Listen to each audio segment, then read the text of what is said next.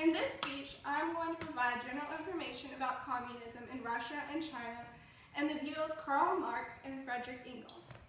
I hope to open your mind to the fact that there is no perfect way to govern a country, but if we take bits and pieces from communism and analyze them, we can understand the true meaning behind the founding principles of communism. Communism is a great idea on paper, but not when put into practice. However, certain aspects of communism, such as those practiced in China, have had a positive effect on carrying out the true meaning of communism. Starting from the birth of communism, Karl Marx and Friedrich Engels thought of a new form of government that would not only change the way people viewed things, but the way that they viewed the world around them. The ideas and values put forward by communism is considered by many to be the idea of the perfect form of government, in the sense that it puts needs of the society greater than the individual members of society.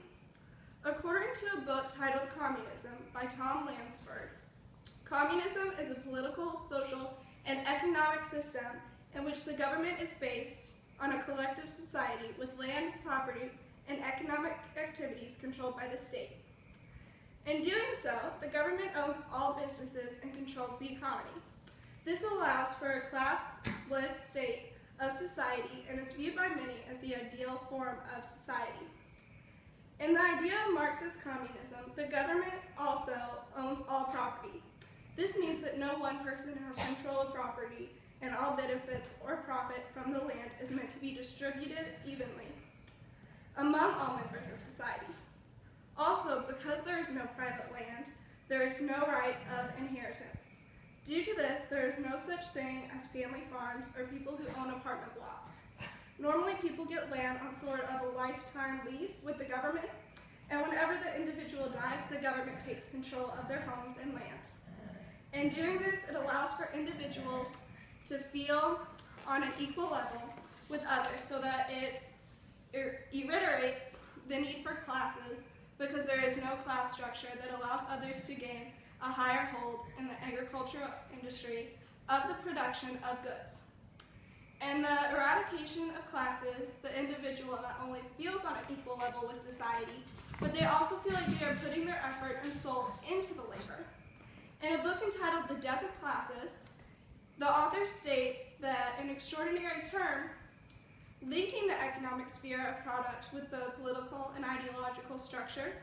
With the death of the class system, there would be an abolishment of class struggle, and there would be equal rights and equal social implications for all individuals in the society. This would allow for smaller divisions between people and to provide greater support for the ideas of the communist government.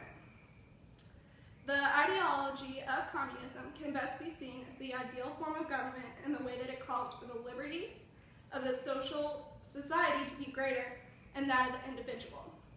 This would mean that the people of the Polish community would have to put their needs beneath those of the entire Polish community. This very idea may be seen as the liberal critics as something that would go against human nature and the way that humans would react in regards to people wanting to have individual rights over the rights of the Polish. Although this may be a critique that would need to be addressed, it is not something that is flawed in the logic of Marx. Communism is in the form that Marx envisioned. It would be the ideal form of government, but in the grand scheme of things, communism has never truly been put to practice in the way that it has been intended to. And that has caused it to be viewed as something that is bad in society, especially in the Western parts of the world. One part of the world that has truly tried to practice communism is Russia. Through this, the world saw, and even though communism may be the ideal form of government in the mind, that in reality, when it is placed into the minds of the people, that it becomes distorted and abused by the government, and sometimes it does not act in the favor of people, and instead causes a rip in the social and political fabric. The idea of communism has not always been viewed in the same light by different leaders, and has caused the world to view communism in a negative way.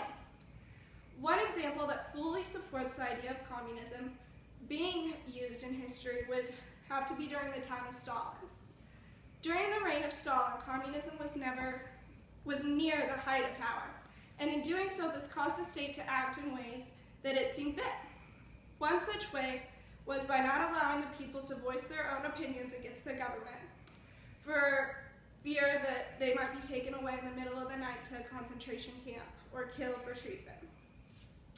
The idea of communism allowing the government to have complete control over the lives of the people truly terrified the people, because it meant that the government could do what they pleased and they could get away with it. During the time of Stalin, he forced communism so heavily that even members of the October Revolution and supporters of Lenin were either put in concentration camps, exiled, or assassinated.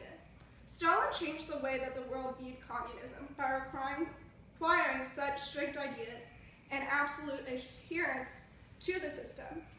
According to the book entitled The Soviet Political Mind, Stalinism and the Post-Stalin Exchange, Tucker explains that the Soviet Russian state has reshaped under Stalin in the 1930s, was coupled by the Nazi fascist type system under the general heading of totalitarianism.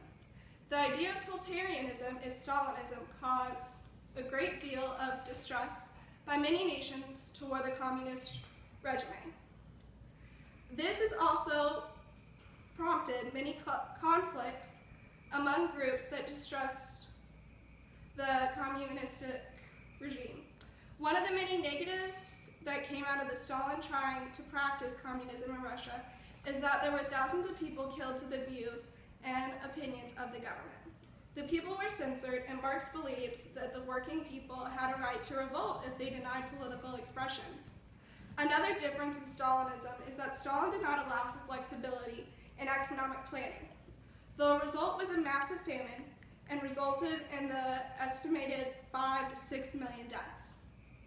Due to Stalin's strict adherence to the communist ideology, he allowed millions of people to die in Western culture.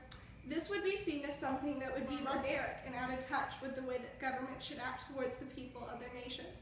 Stalin also instituted the 5-year plan to industrialize the Soviet Union, and this caused the countries to increase the numbers of factories and industrial output. This led to increase in healthcare and education, but since a rather large percentage of the Soviet economy was devoted to the military, it limited spending on social programs and consumer products. Stalin transformed the way that communism was seen because of the extreme nature that he went through to show others and the people of his country that communism is the best ideal form of government. Stalin didn't stop to decide if communism was truly the ideal form and the way that he envisioned it. He instead allowed millions to die due to his negligence and complete and utter belief that human nature would follow the guidelines of communism and give up on their individual freedom for the greater good of the polis. This made the world think whether or not communism is something that they can only truly be achieved in theory and not in real-world application. After the reign of Stalin, and that changes that communism brought about in Russia during his reign, we now have to look at China and the way communism has manifested in the society of a more modern age. This will allow for a better understanding, because China is still under communistic rule, but it has a more relaxed form of communism compared to Russia during Stalin's time. China's idea of communism is much different, and the fact that it isn't communism at all. According to an article in 1999 titled "The Death of Communism in China," author James Dorn states that although China will commemorate 50 years of Communist Party rule this year, communism is dead in the hearts and minds of the people. This is seen in the fact that the Communist Party in China had allowed for private businesses and the ownership of land.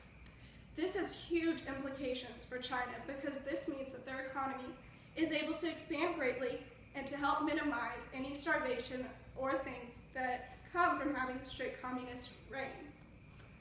In a 2011 article by the Montreal Review, it states that in 1999, in communist China, more than 20 million people were employed by the private enterprise, and the contribution of private sector to the industrial output was 73.5%. This is a huge amount and clearly shows that the communist regime of China was not as strict as Stalin's was in Russia during the 1930s. China is considered one of the world's superpowers, and if they adhere to the strict guideline of the communist ideology, they would be falling greatly behind in the race to be a superpower. Although during the reign of Stalin, the vast majority of wealth was used on military expenditures, and this aided the country, along with allies from the Western nations, to be able to repel the invasions of the Germans. This can be seen as a bad thing compared to China, because the Communist Party allows for the money to be used towards the economy and the people. Chinese communism has also created a famine during the reign of Mao. But the modern relaxed restraints on economic production have instead increased the boom of the economy and allowed for a greater amount of money to be earned in China than ever before. According to the World Bank, China now has a gross domestic product of over 4.24 trillion US dollars and continues to rise dramatically. In China, if China still had strict guidelines on products, then their economy would instead be leveling off or falling. With the idea of having communism alive in our world today, many people view it as something negative due to the reign of Stalin. However, we can see that China has been able to implement the idea of communism in a better form by allowing for less strict guidelines and economic output.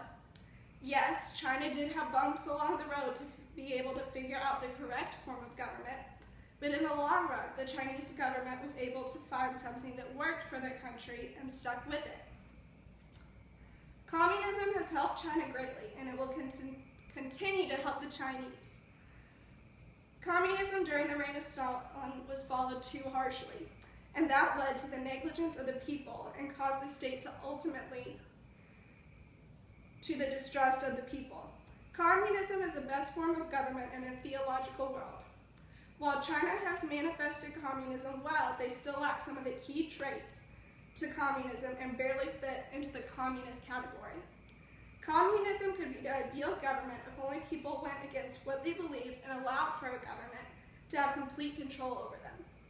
As we do not see this happening in the real world anytime soon, the communist ideology will continue, but it will not continue in its truest form, and that maybe one day people will see it as the ideal form of government and make sure that it is practiced correctly and with attention to the needs of the people.